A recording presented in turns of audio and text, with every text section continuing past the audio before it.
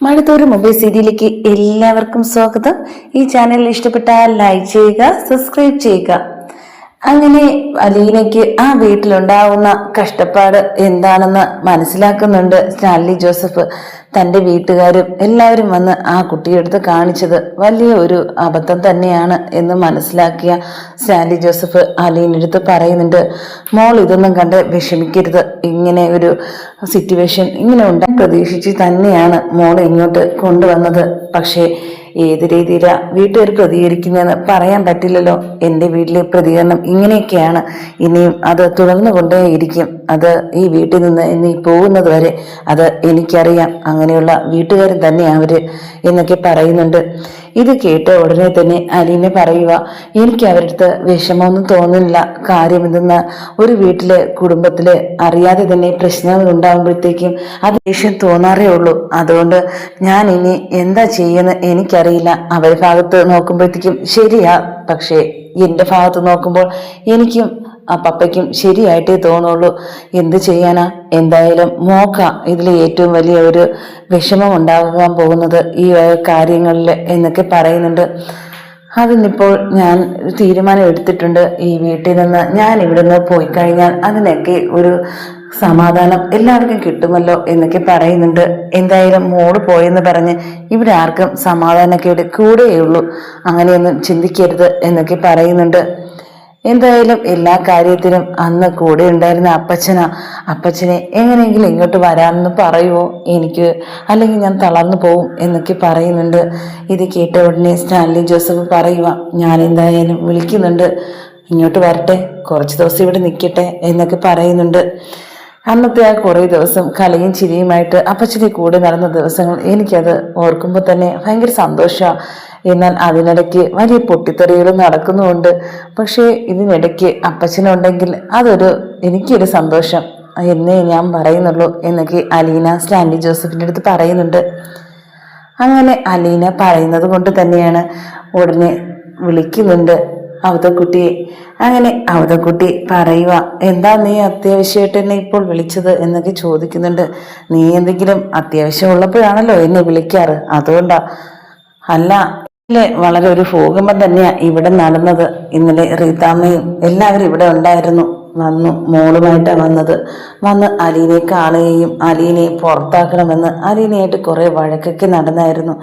ഇതൊന്നും ഇനി കണ്ടു നിൽക്കാൻ കഴിയുന്നില്ല. എന്തായാലും ഞാൻ കൂടെ വേണമായിരുന്നു എന്നൊക്കെ പറയുന്നുണ്ട്. ആ സമയത്ത് അവതക്കുട്ടി ഒന്നുകൂടി ഓർമ്മിപ്പിക്കുന്നുണ്ട്, നിന്റെ കാര്യം ഒന്ന് ആലോചിച്ച് നോക്കി. നിനക്കെന്തെങ്കിലും സംഭവിച്ചു കഴിഞ്ഞാൽ അവള് ആ വീട്ടിന് പുറത്താ. അത് ആദ്യം നീ ഓർക്കണം. അതുകൊണ്ട് തന്നെയാണ് അവളെ ആദ്യം സുരക്ഷിതമാക്കണം. നീ ഏത് രീതിയിലെന്ന് മനസ്സിലായല്ലോ. ഞാൻ പല പ്രാവശ്യം നിന്റെ അടുത്ത് പറഞ്ഞിട്ടുണ്ട്. അവരുടെ ചിന്ത നിന്റെ സ്വത്തുക്കളെല്ലാം അവരുടെ പേരിൽ ആകത്തില്ല. ഇനി വരണ മകൾക്കേ കിട്ടുമുള്ളെന്ന് പ്രതീക്ഷയ ഏറ്റവും വലിയ പ്രശ്നങ്ങൾക്കും കാരണം. അതുകൊണ്ട് അവക്ക് നിന്റെ സ്വത്തിന്റെ പകുതി നീ എഴുതി വെക്കണം. ബാക്കി മാത്രമേ നിനക്ക് അവർക്ക് കൊടുക്കാൻ പാടുള്ളൂ. അതാ എൻ്റെ ഒരു തീരുമാനം. അത് നീ ആലോചിച്ച് ചെയ്യണം എന്നൊക്കെ സ്റ്റാൻലി ജോസഫിൻ്റെ അടുത്ത് പറയുന്നുണ്ട്. അതൊക്കെ ഞാൻ തീരുമാനിച്ചിട്ടുണ്ട് അപ്പച്ച. എൻ്റെതെല്ലാം അലീന മോക്കുള്ളതാ, എൻ്റെ മോളും കൂടിയാണല്ലോ. അതുകൊണ്ട് തന്നെ പറഞ്ഞിട്ട് ഒരു കാര്യമില്ല. അതിന് തെളിവ് വേണം. എങ്കിൽ മാത്രമേ ഇന്നവിടെ നിൽക്കാൻ പറ്റുള്ളൂ, ഏതവസ്ഥയായിരുന്നാലും. അതുകൊണ്ട് തന്നെ അപ്പച്ചൻ എത്രയും പെട്ടെന്ന് ഇങ്ങോട്ട് വരണം. അതിനൊരു തീരുമാനം എടുക്കണം. അല്ല എങ്കിൽ അലീനയുടെ കാര്യത്തിൽ വലിയൊരു പ്രശ്നം തന്നെ നടക്കാൻ സാധ്യതയുണ്ട്. ആ സമയത്ത് അവതക്കുട്ടി പറയുക, ഇങ്ങോട്ട് കൊണ്ടുവരാന്ന് വെച്ചാൽ ഇവിടെയും ഉണ്ടല്ലോ ആൻസറും ക്വസ്റ്റ്യനുമായിട്ട് കുറെ ആളുകൾ. അതിന് എന്തുത്തരമാ പറയുന്നേ? എല്ലാവരും എല്ലാം അറിഞ്ഞു. എന്നാലും എല്ലാവർക്കും അലീനയെ പുറത്താക്കണം എന്നൊരു ചിന്ത മാത്രമേ ഉള്ളൂ. ഇതില് നമുക്ക് രണ്ടുപേർക്കും മാത്രമെന്ന താല്പര്യം അവർക്ക് ഇവിടെ നിൽക്കണമെന്ന്. എന്തായാലും നമുക്കൊരു കാര്യം ചെയ്യണം. വന്നിട്ട് തന്നെ ഞാൻ പറഞ്ഞ കാര്യത്തിൽ ഒരു തീരുമാനം എടുക്കണം എന്നൊക്കെ പറയുന്നുണ്ട്. അത് തന്നെയാ എന്റെയും തീരുമാനം എന്നൊക്കെ ഉറച്ച് പറഞ്ഞിട്ട് ഫോണ് വെക്കുന്നുണ്ട് സ്റ്റാൻലി ജോസഫ്. അങ്ങനെ അടുക്കളയിലോട്ട് പോകുമ്പോഴത്തേക്കും അവിടെ എല്ലാവരും മിണ്ടാതെ നിൽക്കുക അലീനടുത്ത്. അല്ലെങ്കിൽ അലീനയെ കാണുമ്പോൾ തന്നെ എന്തെങ്കിലും പറയുമായിരുന്നു. ഇപ്പോൾ ഒരു വൈരാഗ്യ ബുദ്ധി പോലെ എല്ലാവരും കാണുന്നേ. എന്തായാലും ആ വീട്ടിലെ ഒരു ശത്രുവിനെ പോലെ കാണുന്ന ജോലിക്കാരെ ആലോചിച്ചിട്ട് അലീന പറയുക, എല്ലാവരും എന്താ ഇന്ന് ആരും എൻ്റെ അടുത്ത് മിണ്ടാത്തത്? ഇനി ഞങ്ങൾ എന്തെങ്കിലും മിണ്ടിക്കഴിഞ്ഞാൽ ഉടനെ തന്നെ സാറിൻ്റെ അടുത്ത് പറഞ്ഞെടുത്ത് ഞങ്ങൾക്ക് വഴക്ക് കിട്ടാൻ വേണ്ടിയല്ലേ. അതുകൊണ്ട് ഞങ്ങൾക്ക് ഇനി ഒന്നും പറയാനില്ല. എന്തെങ്കിലും വേണമെങ്കിൽ ഞങ്ങളുടെ അടുത്ത് പറഞ്ഞാൽ മതി, ഞങ്ങൾ എത്തിക്കാം. നിങ്ങൾ എനിക്ക് വേണ്ടി ഒന്നും എത്തിക്കുകയും വേണ്ട. ഞാൻ ആവശ്യമുള്ളത് എനിക്ക് തന്നെ എടുക്കാൻ അറിയാം. അതാ എൻ്റെ ശീലവും. അങ്ങനെ ഞാൻ ചെയ്തിട്ടേ ഉള്ളൂ. ഓരോ വീട്ടിൽ ജോലിക്ക് ഞാനും നിന്നിട്ടുള്ളത്. അവിടെ ഞാനിങ്ങനെയൊന്നും കാണിക്കാറില്ലായിരുന്നു. ഒരു സാധനവും ഒരിടത്ത് കടത്തേ ഇല്ലായിരുന്നു. അത് മാത്രമല്ല എനിക്കതിൻ്റെ ആവശ്യമില്ലായിരുന്നു. ഇവിടെ കാണുമ്പോൾ എനിക്കൊരു വിഷമം തോന്നിയിട്ട് പറഞ്ഞതേ ഉള്ളൂ. അതില് നിങ്ങൾ ആരും വിഷമിക്കരുത് എന്നൊക്കെ പറയുന്നുണ്ട്. ഇതൊക്കെ പറഞ്ഞിട്ട് പുറത്തേക്ക് ചായയും എടുത്തുകൊണ്ട് പോകുന്നു. അങ്ങനെ ചായ കൊണ്ട് കൊടുത്ത സമയത്ത് പറയുന്നുണ്ട്, ബാലചന്ദ്രന്റെ കാര്യം പറയുന്ന സ്റ്റാൻലി ജോസഫ്. അവിടെ ആയിരുന്നപ്പോഴത്തേക്ക് മോക്ക് ഇത്രയും വലിയ പ്രശ്നങ്ങൾ ഉണ്ടാവുമെന്ന് തോന്നുന്നില്ല. ആ സമയത്ത് അലീന പറയുന്നുണ്ട്, അവിടെയും ഇതുപോലെ തന്നെയായിരുന്നു എൻ്റെ സ്വന്തം അമ്മയുടെ ഭാഗത്തു നിന്ന് എനിക്ക് കിട്ടിയിരുന്നത്. പക്ഷെ ബാക്കിയുള്ളവരെല്ലാവരും സ്നേഹമാണെങ്കിലും അവിടെയും എന്നെ പുറത്താക്കണം എന്നൊരു കാര്യം അവിടെ ഒരു ഡിമാൻഡായത്. ഇവിടെയും അത് തന്നെയാണ്, എന്നെ ആർക്കും വേണ്ടാത്തത്. അത് ഞാനൊരു അനാഥയായത് കൊണ്ടല്ലേ എന്നൊക്കെ പറയുന്നുണ്ട്. ഇത് കേൾക്കുന്നതും സ്റ്റാൻലി ജോസഫിന് ഭയങ്കര വിഷമം വീണ്ടും ആകുന്നുണ്ട്. എന്നിട്ട് പറയുക, എനിക്കിപ്പോൾ ചായ വേണ്ട എന്നൊക്കെ പറയുന്നത്. എന്താ, അല്ലെങ്കിൽ ഈ സമയത്ത് കുടിക്കുന്നതല്ലേ എന്നൊക്കെ പറയുന്നുണ്ട്. എനിക്ക് ഓരോന്ന് കേൾക്കുമ്പോഴത്തേക്കും എനിക്കൊന്നും കുടിക്കാൻ പോലും തോന്നത്തില്ല എന്നൊക്കെ പറയുന്നുണ്ട് സ്റ്റാൻലി ജോസഫ്. എന്തായാലും മോൾ അത് കുടിച്ചോ, ഇന്ന് എനിക്ക് വേണ്ട, എനിക്കും വേണ്ട എന്നൊക്കെ കൊണ്ടുപോയി വീണ്ടും അടുക്കളയിൽ വെക്കുന്നുണ്ട്. അല്ല, എന്താ ഇന്ന് ആരും ചായ കുടിക്കാത്തെ എന്നൊക്കെ ചോദിക്കുന്നുണ്ട് പൗലോസ്. അത് ഇന്ന് പപ്പയ്ക്ക് വേണ്ടാന്നാ പറഞ്ഞത്. അല്ലെങ്കിൽ കുടിക്കുന്നതാണല്ലോ, ചായ കുടിച്ചില്ലെങ്കിൽ എന്തോ പോലെ എന്നാ പറയാറ്. ഇന്നങ്ങനെ എന്താ കാര്യം എന്നൊക്കെ അന്വേഷിക്കുന്നുണ്ട്. എന്തോ എനിക്കറിയില്ല, ഇന്ന് വേണ്ടാന്ന് പറഞ്ഞു എന്നൊക്കെ പറഞ്ഞിട്ട് വെച്ചിട്ട് പോകുന്നുണ്ട്. ആ സമയത്ത് പൗലോസ് പറയുക, എന്തായാലും ഓരോ ശീലങ്ങളൊക്കെ മാറി വരിക നമ്മുടെ സാറിൻ്റെ. ഇനി ഏതായാലും നമ്മളിനി പുറത്ത് തന്നെന്നാ തോന്നുന്നത്. ഇങ്ങനെ ആവുമെന്ന് ഞാൻ പോലും പ്രതീക്ഷിച്ചില്ല എന്നൊക്കെ പൗലോസ് പറയുന്നുണ്ട്. അങ്ങനെ പെട്ടെന്ന് തന്നെയാണ് പുറത്ത് അലീന നിന്നപ്പോഴത്തേക്കും അവിടെ അവതക്കുട്ടി വീണ്ടും തിരിച്ചെത്തുകയാണ്. ഭയങ്കര സന്തോഷത്തോടെ ചിരിച്ചുകൊണ്ട് നോക്കിക്കൊണ്ട് നിൽക്കുകയും അങ്ങനെ കാറ് നിർത്തി അലീനെ പൊന്നുപോലെ അകത്തേക്ക് കൈ പിടിച്ച് വീടിനകത്തേക്ക് കയറ്റുന്നുണ്ട്. ഇത് കണ്ട് സ്റ്റാൻലി ജോസഫിന് ഭയങ്കര സന്തോഷമാകുന്നുണ്ട്. ഇപ്പോൾ അപ്പച്ചനെ എതിരേൽക്കാൻ വേണ്ടി ഇവിടെ ഒരു കൊച്ചുമോളുണ്ടല്ലോ എന്നൊരു ആശ്വാസം ഉണ്ടല്ലേ അപ്പച്ചന് എന്നൊക്കെ ചോദിക്കുന്നുണ്ട് അലീനയെടുത്തും അതുപോലെ തന്നെ അവതക്കുട്ടിയുടെ അടുത്ത്. ഇത് കേട്ട ഉടനെ തന്നെ ചിരിച്ചുകൊണ്ട് പറയുക, പിന്നല്ലാതെ എനിക്ക് എൻ്റെ ആദ്യത്തെ കൊച്ചുമോള്, എൻ്റെ ഏറ്റവും പ്രിയപ്പെട്ട കൊച്ചുമോള് ഇത് തന്നെയാണ്, എൻ്റെ ചിന്നമ്മയെ പോലെ ഇരിക്കുന്ന അലീന.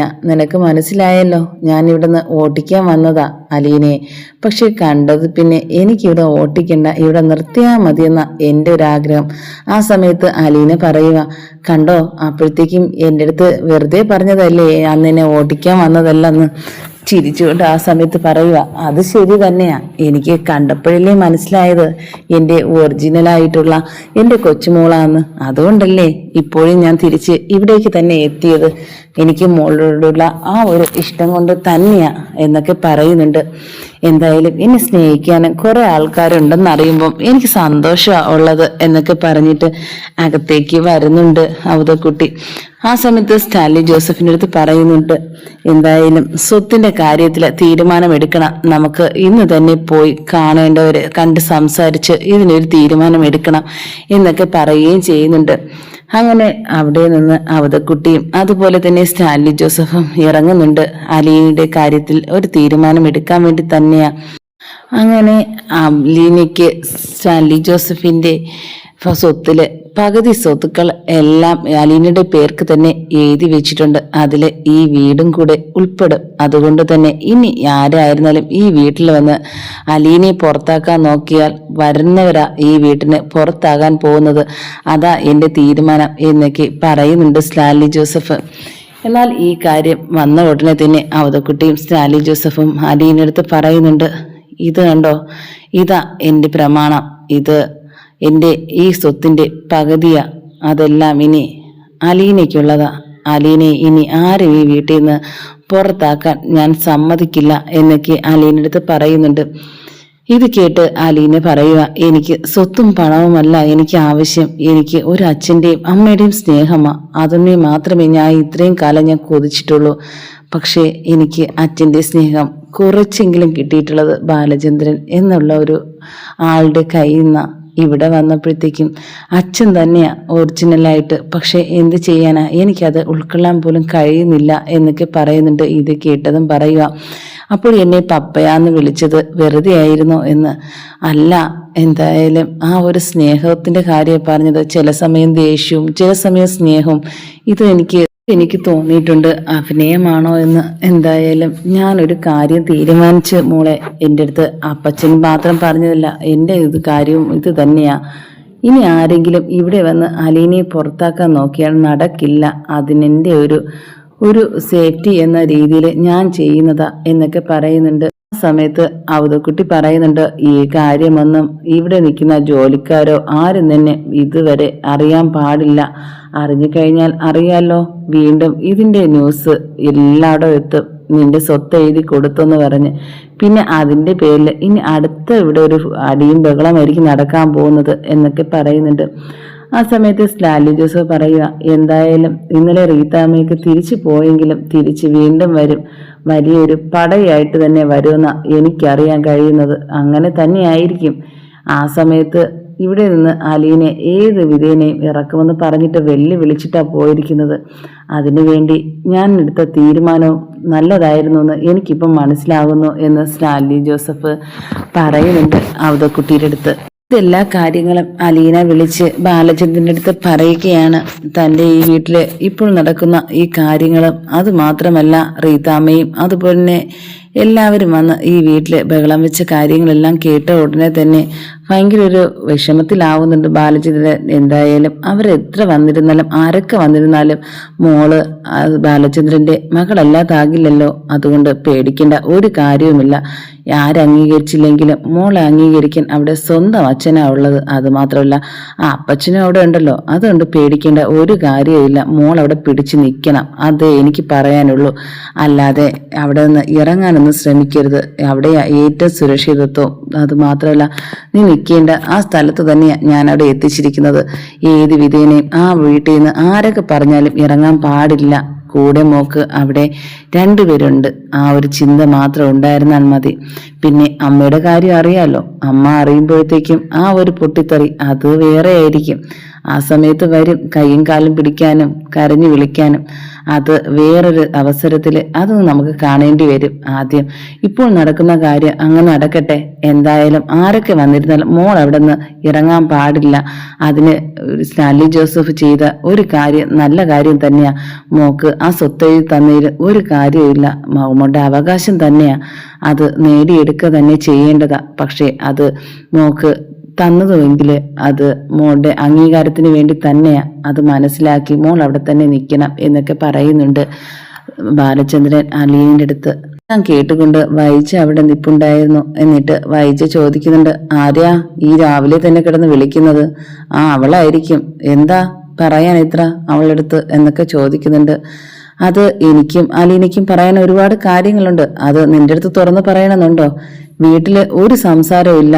എന്നാൽ എവിടെ കിടക്കുന്ന അവളടുത്ത് രാവിലെ എഴുന്നേറ്റ് വിശേഷം അന്വേഷിക്കുന്നുണ്ട്. ഒരു കാര്യമില്ലാതെ. നിനക്ക് എന്താ പറഞ്ഞ ഒരു കാര്യമില്ലാന്ന്? എനിക്ക് കാര്യമുള്ളത് കൊണ്ട് തന്നെയാ ഞാൻ വിളിച്ചത്. ആ സമയത്ത് വൈജ പറയുന്നുണ്ട്, ആ കാര്യമുള്ളത് കൊണ്ട് തന്നെയാണല്ലോ ഇവിടെ നിന്ന് 10-15 പവന്റെ സ്വർണ്ണാഭരണങ്ങളും നല്ല വിലയെടുപ്പുള്ള സാരികളൊക്കെ കൊടുത്ത് അവളെ അങ്ങോട്ട് പറഞ്ഞയച്ചത്. എന്തായാലും അതിന്റെ ആ രഹസ്യം കൂടെ എനിക്ക് അറിയണം എന്നൊക്കെ പറയുന്നുണ്ട്. അതിന് എന്താ അറിയാനിരിക്കുന്നത്? എന്റെ മോള് കൂടി തന്നെയാ അവള്. അതല്ല കാരണമെന്ന് എനിക്കറിയാം. അതെനിക്ക് അറിയണം എത്രയും പെട്ടെന്ന് തന്നെ. അത് എത്രയും പെട്ടെന്ന് ഓരോന്നായിട്ട് അറിഞ്ഞുകൊണ്ടിരിക്കുക തന്നെ എല്ലായിടത്തും. ഇതും അറിയാൻ വേണ്ടി താമസമില്ല. അതുകൊണ്ട് നീ വെയിറ്റ് ചെയ്യ് വൈജയ് എന്നൊക്കെ പറഞ്ഞ് വെല്ലുവിളി പോലെ പറയുന്നുണ്ട് വൈജയുടെ അടുത്ത്. ഇത് കേട്ടതും ദേഷ്യത്തോടെ പറയുക, വീണ്ടും നിങ്ങൾ എന്നെ ദേഷ്യം പിടിപ്പിക്കുക. അവളെ പേരും പറഞ്ഞ് രാവിലെ ഞാൻ ഫോൺ വിളിച്ചുകൊണ്ടിരുന്ന നീ ഒളിഞ്ഞു നോക്കിക്കൊണ്ടുവന്നിട്ട് എൻ്റെ അടുത്ത് ചോദിക്കുക ആരെ വിളിച്ചെന്ന്. അപ്പൊ ആരാ ബഹളത്തിന് വന്നത്? ഞാനാണോ നിന്റെ അടുത്ത്? നീ ഓരോ കാരണം കണ്ടെത്തി ഈ വീടിനകത്ത് ബഹളങ്ങൾ ഉണ്ടാക്കാൻ നടക്കുകയല്ലേ, പ്രശ്നങ്ങളും. എല്ലാം കേട്ട് പിള്ളേരിയ്ക്കുക. അതിന്റെ ബോധം പോലും നിനക്കില്ല. നീ ഒരിടത്ത് ജോലിക്ക് പോകുന്ന ഒരാളും വിവരമുള്ളവരും അല്ലേ, പിന്നെ വീട്ടിൽ ഇങ്ങനെയൊക്കെ വിവരമില്ലാത്ത കാര്യങ്ങൾ കാണിച്ചാലെന്നൊക്കെ പറയുന്നുണ്ട്. നിങ്ങളാരാ എനിക്ക് വിവരമില്ലെന്ന് പറയാ? നിങ്ങൾക്ക് വിവരമില്ലാത്ത ഒരു വേലക്കാരി ഇങ്ങനെയും തലയിലെടുത്ത് കയറ്റി വെച്ചിട്ട് ഇപ്പോഴും അവളെ അന്വേഷിച്ചുകൊണ്ട് നടക്കുന്നു. ഇവിടെ എത്രയോ വേലക്കാരികൾ ജോലി ചെയ്തിട്ടുണ്ടായിരുന്നു, അവരെല്ലാം നിങ്ങൾ വിളിച്ചുകൊണ്ടിരിക്കുന്നോ, വിവരം അന്വേഷിക്കുന്നോ? പിന്നെ ഇവൾക്ക് മാത്രം എന്താ ഇത്ര പ്രത്യേകത എന്നൊക്കെ ചോദിക്കുന്നുണ്ട്. ഇവൾക്ക് പ്രത്യേകത ഉണ്ട് വായിച്ചേ, ഞാനിനി പറയുന്നില്ല ഒന്നും, അതിനെ കൊണ്ട് പറയിപ്പിക്കരുത്. നീ ഇവിടെ വന്നപ്പം കണ്ടല്ലോ, അവള് ഈ വീട്ടിൽ നിന്നതുപോലെയല്ല അവിടെ നിൽക്കുന്നത്, അത് നീ മനസ്സിലാക്കണം. ഇങ്ങനെയൊക്കെ നിൽക്കട്ടെ, എനിക്ക് അവളെ എങ്ങനെ നിന്നാലും എനിക്ക് കുഴപ്പമില്ല. പക്ഷേ എനിക്ക് ആവശ്യമുള്ള ഒരു കാര്യമുണ്ട്. ഇവിടെ നിന്ന് കൊണ്ടുപോയ ആഭരണങ്ങളൊക്കെ എനിക്ക് തിരിച്ചു വേണം. അങ്ങനെ എവിടെയോ കിടന്ന് നമുക്ക് കൊടുക്കേണ്ട ഒരു കാര്യമില്ല, അത് ഞാൻ മേടിക്കുക തന്നെ ചെയ്യുമെന്ന് പറയുന്നുണ്ട്. നീ എങ്ങനെ വാങ്ങിക്കുമെന്നാണ് പറയുന്നത്?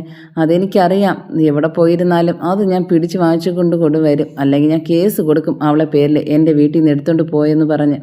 അതിന് കേസ് കൊടുത്താലൊന്നും ഒരു ഏർപ്പാടും നടക്കില്ല, ഞാനായി വീട്ടിൽ നിന്ന് എടുത്ത് കൊടുത്തത്.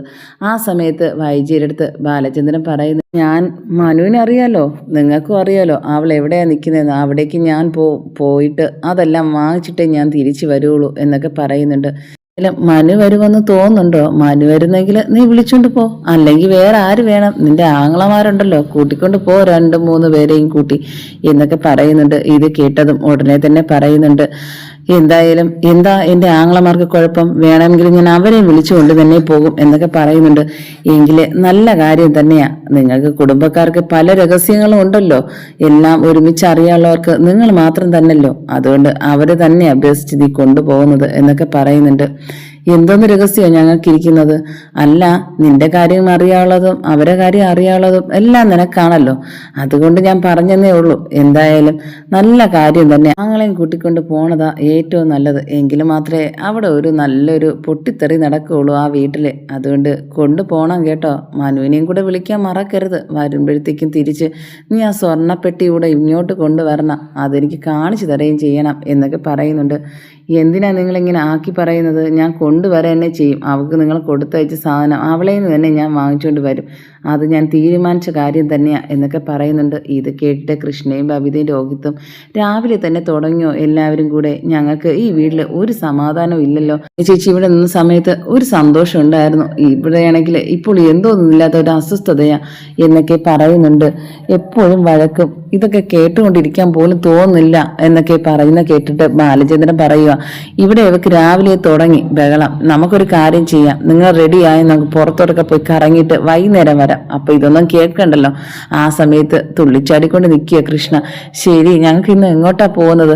മ്യൂസിയത്തൊക്കെ പോയി കറങ്ങിയിട്ട് വരാം, അപ്പോഴത്തേക്കും അവിടെ കുറച്ചു നേരം ഇരുന്ന് ഭക്ഷണം കഴിച്ചിട്ട് വരാം എന്നൊക്കെ പറയുന്നുണ്ട്. ഈ സമയത്ത് വൈജ ദേഷ്യത്തോടെ നോക്കിയിട്ട് പറയുക, പിള്ളേരെയും കൂട്ടി ദിവസം കറങ്ങാൻ പോവാൻ നിങ്ങൾക്ക് എവിടെന്നാ ഇത്രയും കാശ് എന്നൊക്കെ ചോദിക്കുന്നുണ്ട്. അത് നീ അറിയേണ്ട കാര്യം എന്താന്നാ? ഞാൻ എൻ്റെ പിള്ളേരെ കൊണ്ട് പോകുന്നതിന് നീ കാശ് അന്വേഷിക്കേണ്ട കാര്യമൊന്നുമില്ല, ഞാൻ അവരെ കൊണ്ടുപോകും. പിന്നെ ഈ വീട്ടിലുണ്ടാക്കുന്ന ഭക്ഷണങ്ങളൊക്കെ ആര് കഴിക്കാനാ? അതൊക്കെ ഫ്രിഡ്ജിൽ വെച്ചിരിക്കാമല്ലോ, പിന്നെ എന്താ? അതിന് കുഴപ്പമൊന്നൊക്കെ ഉണ്ട്, ഇവിടെ നിന്ന് ആരും പോകുന്നില്ല. അതിന് അമ്മ ഇവിടെ കിടന്ന് എപ്പോഴും ഏത് സമയത്ത് വെള്ളം കേട്ടാൽ ഞങ്ങൾക്ക് ഇവിടെ ഇങ്ങനെ ഇരിക്കാൻ പറ്റില്ല.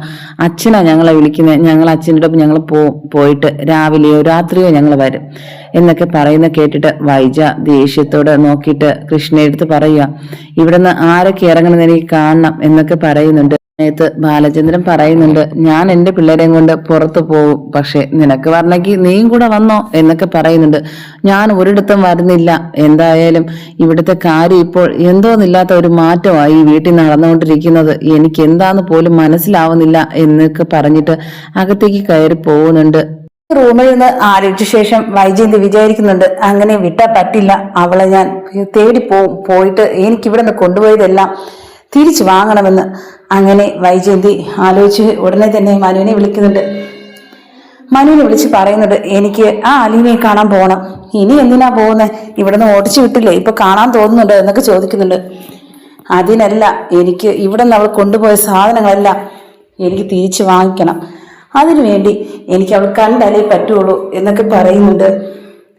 എന്തായാലും ആന്റിയുടെ ഈ തീരുമാനം അങ്ങനെയെങ്കിൽ ഞാനും തടസ്സമൊന്നും പറഞ്ഞില്ല, പോകാം. അങ്ങനെ അലീനയും മനുവും കൂടി പോവുകയാണ് സ്റ്റാൻലി ജോസഫിന്റെ വീട്ടിലേക്ക്. ആരുടെ വീടോ എന്തൊന്നും അറിയാതെ കൂടെ പോവാൻ തീരുമാനിക്കുകയും ചെയ്യുന്നുണ്ട്.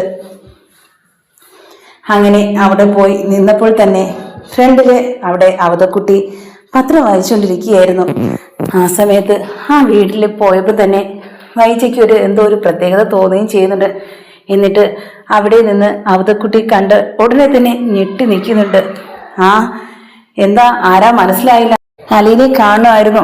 ഇപ്പോൾ എന്തിനാ അലീനെ കാണുന്നത്? അവിടെ ഇത്രയും ദിവസം നിന്നപ്പോഴത്തേക്കും അലീന വേണ്ടാതെ അവിടെ നിന്ന് ഓടിച്ചു വിട്ടതല്ലേ എന്നൊക്കെ പറയുന്നുണ്ട്. അത് ശരി തന്നെ, ഓടിച്ചു വിട്ടേക്ക് തന്നെ അവിടത്തെ എല്ലാം മോഷ്ടിച്ചിട്ടാ അവൾ ഇങ്ങോട്ട് വന്നത്. അവൾ മോഷ്ടിക്കുകയോ? എന്തോന്ന് മോഷ്ടിച്ചു എന്നൊക്കെ ചോദിക്കുന്നുണ്ട്. അത് എന്റെ വീട്ടിലുണ്ടായിരുന്ന എന്റെ സ്വർണവും എന്റെ നല്ല സാരിയൊക്കെ അവളാ ഇങ്ങോട്ട് കൊണ്ടുവന്നിരിക്കുന്നേ. അതിന് അങ്ങനെയൊന്നും മേടിക്കുന്ന കുട്ടിയൊന്നുമല്ല. നിങ്ങൾക്കത് മനസ്സിലാവും, എന്നാലേ അത് മനസ്സിലാക്കി പിന്നെ കരയേണ്ടി വരും വൈജയന്തി എന്നൊക്കെ പറയുന്നുണ്ട്. എന്തായാലും എനിക്ക് മോളെ മനസ്സിലായി, മോക്കും എന്നെ മനസ്സിലായെന്ന് വിചാരിക്കുന്നുണ്ട്.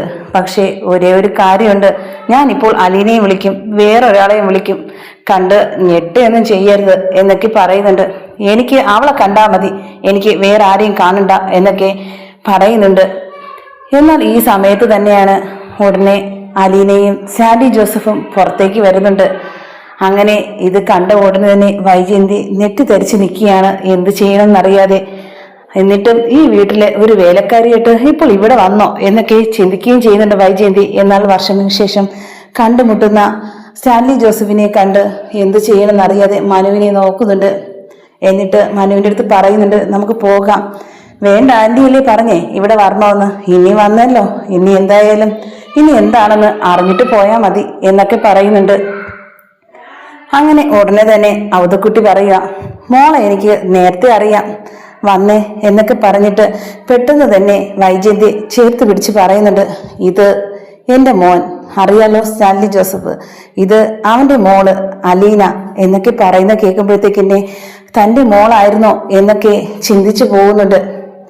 എന്നിട്ട് ആ സമയത്ത് തന്നെയാണ് ഉടനെ പറയുന്നുണ്ട്, ഈ നെറ്റിത്തരിക്കൽ മാത്രം വേണ്ട, നിനക്ക് 15 പവനും നിന്റെ സാരിയൊക്കെ കൊണ്ട് വന്നെന്ന് പറയുന്നുണ്ടല്ലോ. പിന്നെ ഒരു കാര്യം കൂടി, ഈ കാണുന്ന സ്വത്തിനും ഈ വീട്ടിലെ കൊട്ടാരത്തിലെ രാജാവിന്റെ മകളുവാ ഈ അലീന ഇപ്പോൾ. അതുകൊണ്ട് കോടീശ്വരിയായ എവിടെ മുന്നില് നിനക്ക് ഒരു 15 പവന്റെ ആഭരണം അതൊക്കെ നിസ്സാരമാ, അത് വേണമെങ്കിൽ ഞാൻ തരാം എന്നൊക്കെ അവതക്കുട്ടി പറയുന്നുണ്ട് വൈജയന്തിയുടെ അടുത്ത്.